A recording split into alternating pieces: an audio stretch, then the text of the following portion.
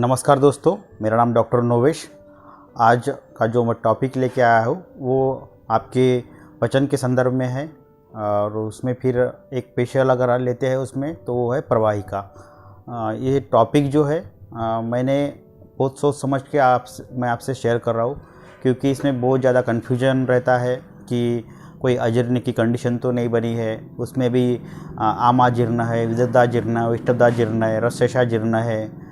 तो ये इस तरह के जो अजीर्ण बताए गए हैं, ये अजीर्ण भी उसमें थोड़ा बहुत इसमें जो उनके सिम्टम्स है या लक्षण है वो साधारण में हो सकते हैं। दूसरा एक प्रवाहिका का, तीसरा एक ग्रहणी का। ग्रहणी भी एक व्याधि है जिसमें इस तरह के कुछ लक्षण होते हैं।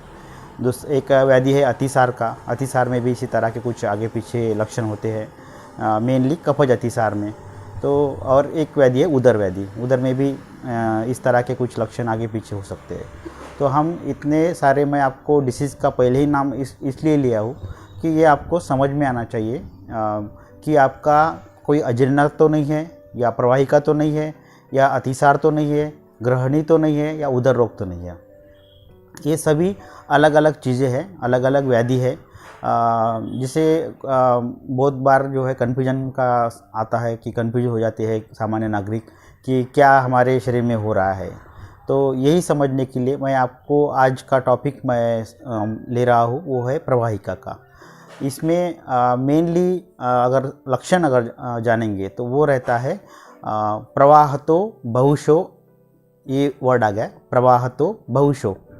और दूसरा एक संस्कृत का है श्लोक जिसको कहेंगे प्रवाहतो बहुशो अल्पमलाक्तम। जो मलाक्त है वो अल्पमलाक्तम। तो इसका मीनिंग यही होता है कि जिसे कहते हैं कि प्रेशर ज़्यादा लगाना, लैट्रिन के दौरान में प्रेशर ज़्यादा लगाना, स्टेनिंग करना, जोर लगाना, ये पाया जाता है, जिसको कहते हैं प्रवाहतो बहुशो। और बाद में आता है अल्पमलाक्तम। अल्पमलाक्तम का मीनिंग हो रहा है कि आपका जो मल है वो कम बाहर आता है।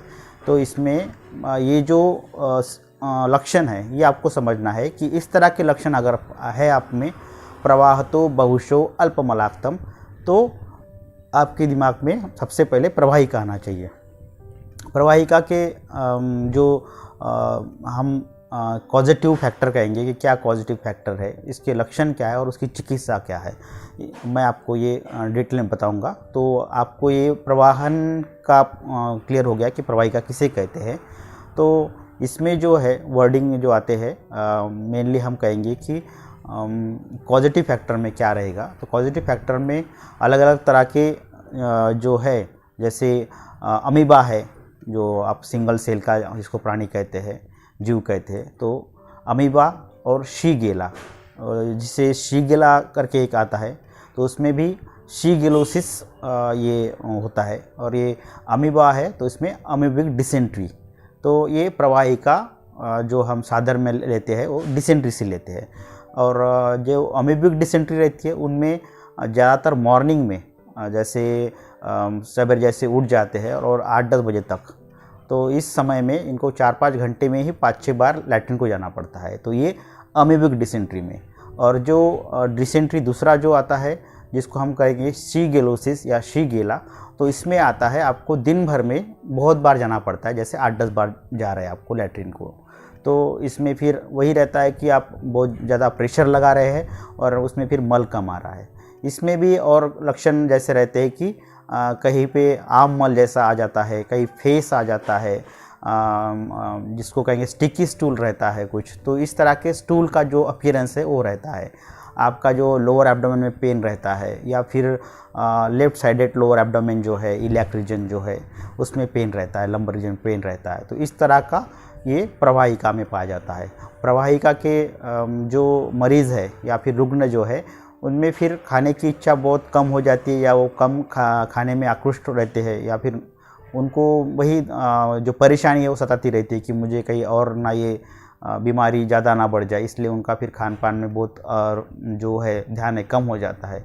इसलिए इनका शरीर जो है आगे फिर दुबला पतला, या फिर जिसे कहेंगे कि वीकनेस, शरीर में जो वीकनेस आना वो पाया जाता है। इसमें अलग अलग तरह की धातु क्षीणता के लक्षण पाए जाते हैं। बहुत बार जो है काफ मसल और थाई मसल में पेन, जो लोअर लिम पैरों में जो मसल है काफ मसल और थाई मसल है, दोनों में भी पेन पाया जाता है। तो इस तरह के जो लक्षण है इनमें पाए जाते हैं और फिर इनका जो जिसे मजबूती कहेंगे शरीर की, बल कहेंगे, वो क्षीण रहता है। स्ट्रेंथ जो है बॉडी की, वो स्ट्रेंथ कम हो जाती है। तो ये प्रवाहिका में होता है। इसी कारण से जो अगर जिनको पान के जो शौकीन है, जो रोज़ाना पान खाते हैं, तो वो पान खाना उनको अवॉइड करना है। सब्जियां डायरेक्टली खाना अवॉइड करना है। जैसे आपने अगर बाज़ार से कुछ सब्जियां लाते हैं और उसका आप सलाद बनाते हैं बिना उसको उबाले या बिना उसको साफ़ किए, तो उसमें भी ये अमीबियोसिस की तकलीफ़ हो सकती है। अमीबियोसिस में जो आगे चल के फिर ये अमीबा जो है ज़्यादा आपके डाइजेशन को ख़राब करता है। कुछ इसमें फिर पेनिट्रेशन रहता है, जैसे कि जो आपकी अतड़ियाँ है उसके बाजू के साइड में भी ये अमीबा जा सकता है। जैसे लिवर में भी इसका पाया जाता है अमीबा का, उसमें भी वो कैविटी बना के कुछ जिसे कहते हैं कि पस वहाँ पे फॉर्म करना अलग तरह का, तो वो भी लिवर को भी डैमेज कर सकता है आगे में। इसीलिए आपको तुरंत सतर्क रह के, जैसे ही आपको ये पता चल जाता है कि कुछ ना कुछ तो भी शरीर में गड़बड़ी हो रही है, डाइजेशन में गड़बड़ी हो रही है, या फिर लैट्रिन प्रॉपर नहीं है, मेरी स्टूल अच्छे से फॉर्म नहीं हो रहा है, स्टूल थोड़ा लिक्विड या सेमी सॉलिड हो रहा है और बार बार जाना पड़ रहा है, तो आप सतर्क हो के आपको ये ट्रीटमेंट स्टार्ट कर देनी है।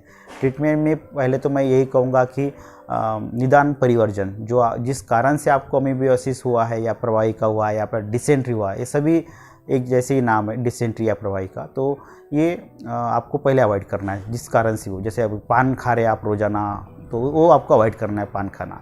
या फिर डायरेक्टली हम सलाद ले रहे हैं कुछ उनको बिना साफ़ किए, तो आप सलाद अवॉइड करना है। या फिर बाहर का पानी पीना, जैसे कि कोई अगर होटल में गए हैं या कोई किसी छोटे जगह पे कुछ गए, ढाबा में गए या कोई कहीं पर भी आप गए हैं बाहर में, और जहाँ पे हाइजीन अच्छे से मेंटेन नहीं है या फिर पानी का जो पीने का पानी है वो साफ़ नहीं है, तो उस तरह से आपको अवॉइड करना है। जैसे कुछ नदी नाले का पानी है वो आपको अवॉइड करना है अगर आप पी रहे हैं तो ये सभी आपको अवॉइड करना है। इसमें मेनली हम अगर ट्रीटमेंट में जाते हैं तो कुछ रस औषधि आती है जिसे हम परपटी कल्पना कहते हैं, जिसे रस परपटी है, या फिर अलग अलग तरह की बहुत सारी परपटी है, स्वर्ण परपटी, ताम्र परपटी, विजया परपटी, प्राणदा परपटी, ये अलग अलग परपटियों के नाम हैं। ये परपटियाँ भी इसमें चलती है। और कुछ फिर अगर हम रस औषधि के बाद में अगर सिंगल में जाएंगे, एकल औषधि जिसे कहते हैं, तो उसमें फिर आता है कुटज जैसा प्लांट है, वो आता है कुटज का। बाद में बिल्व का आता है इसमें रोल, बिल्व अच्छा है, नागरमोता है, नागकेशर है। ये प्लांट जो है सभी जो है ये प्रवाहिका में अच्छे कार्य करते हैं। तो बिल्व का कुछ अवलेय भी आता है, या कुछ इसका कैंडी जैसा भी आता है बिल्व का। कुटज का भी अवलेय आता है, गोली आती है, इसकी पाउडर आता है। अगर पेन रहा तो आपको कपर्दिक भस्म, शंख भस्म इसमें ऐड करते हैं। तो अलग अलग तरह की इसमें जो है दवाइयाँ है वो ऐड करते हैं, मिलाते हैं। संजीवनी वटी जैसा वटी है, या फिर कुटज घन वटी आती है, कुटज परपटी वटी आती है। तो ये वटिया जो है, वटिका गुलिका जो इसमें यूज़ करते हैं। अगर एब्डोमिनल पेन ज़्यादा रहता है तो महाशंख वटिका या शंख वटिका यूज़ इसमें चलाते हैं। तो इस तरह से, और कुछ इसमें अगर पंचकर्म की बात करेंगे तो पंचकर्म भी इसमें चलाते हैं, बस्तियाँ चलाते हैं। पिच्छा बस्ती का इसमें रोल अच्छा आता है। शालमली का इसमें कुछ जो प्लांट का आउटर कवरिंग है, लेयर है या पत्ते हैं, उसको यूज़ करते हैं।